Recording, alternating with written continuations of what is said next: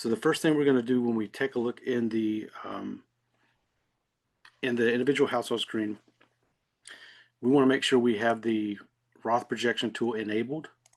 So I'm going to just kind of start back from the dashboard, from the home screen. This is the puffin that everybody, I'm sure, is greeted by when they come in. So if you are a firm admin with firm administrative privileges, you will see a settings bar up top here. If you don't see a settings bar, that means you are not a firm admin, so you don't have controls over what is and is not enabled for your firm. So you do want to check with your firm admin if you don't see the settings bar up top. So when we click on settings, we're going to click on security settings. And when we get into that, we're going to look all the way down to firm preferences. Here are all the different features you can toggle on or off. There are some broker dealers or other affiliated brokerage houses, or however you're affiliated within Holistiplan, that may or may not allow the Roth projection tool or other different various tools within Holistiplan. But what you're going to want to look for is the allow Roth projections toggle. Make sure that's toggled on, and that's going to allow you to access this Roth projection tool. So that's how you would set it up in the settings toolbar. Next, you're going to go into an individual household. So not in your household screen with all your households, but an individual household. Here we have Bob and Jane Roth.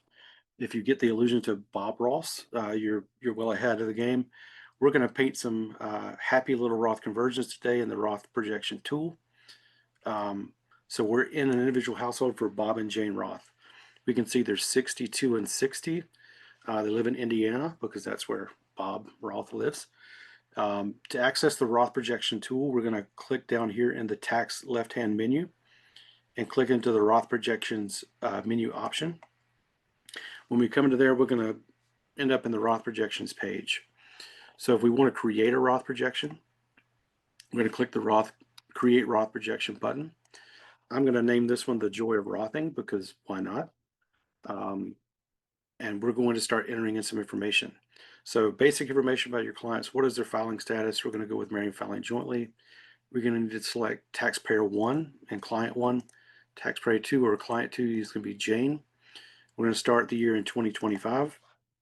You'll notice you can't start it in the past. It has to start in the current year or beyond. If you have a client that is blind, you'll want to check this box. That's going to apply the additional standard deduction afforded to taxpayers who are blind. The only thing that we're going to pull in to the Roth projection tool from other places in Holistiplan are going to be the dates of birth for Bob and Jane. The Roth projection tool is a standalone tool. So all the entry is going to be housed inside of the Roth projection tool. And again, the only thing we're going to pull out from it, or pull out from other pieces of Holistiplan, are the birth dates.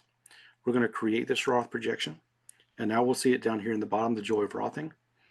We're going to click that to access this Roth projection, and we're going to start going into it and start filling it out. So the Roth projection tool, I'll just kind of back up here a moment.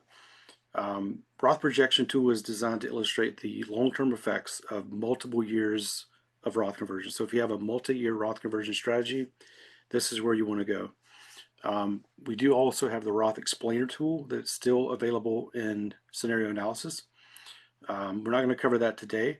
That's designed to show the long-term impacts of a single Roth conversion, whereas the Roth projection tool is going to allow you to map out a multi-year Roth conversion strategy.